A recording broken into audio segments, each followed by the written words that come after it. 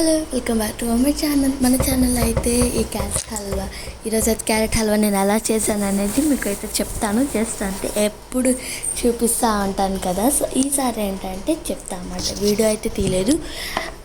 ఎప్పుడు క్యారెట్ హల్వా అంటే తెలుసు, అందరూ క్యారెట్ని తురిమేసి పాలల్లో వేసేసేసి అట్లా చేస్తారు. కానీ ఈసారి నేను అలా కాదు, కొంచెం డిఫరెంట్గా అయితే ట్రై చేసా. చాలా బాగుంటుంది. బ్యాచిలర్ స్టైల్లో అయితే చేశాను అనమాట. ఎలా అంటే సింపుల్గా ఒక క్యారెట్తో 10 minutesలో అయిపోయింది అన్నమాట నాకైతే.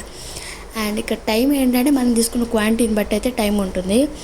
ఓకే, నేను చేసిన రెసిపీ వచ్చేసేసి క్యారెట్ని ముందు వాటర్లో అయితే బాయిల్ చేసుకున్నాను. క్యారెట్ బాయిల్డ్ అయిపోయిన తర్వాత సేమియాని బాయిల్ చేసుకున్నాను.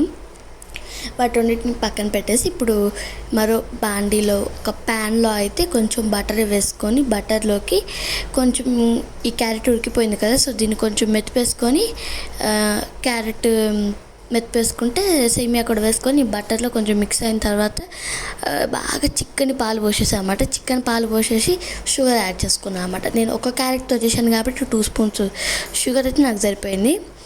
వేసేసుకొని ఒకసారి కలిపెట్టేసుకొని ఇంకా మెల్లి సర్వ్ చేసేసుకోండి. ఇంతే, చాలా సింపుల్. బ్యాచిలర్ స్టైల్ హల్వా అంటే ఇది. మీకు నచ్చితే ఒక లైక్ చేసుకోండి. బాయ్.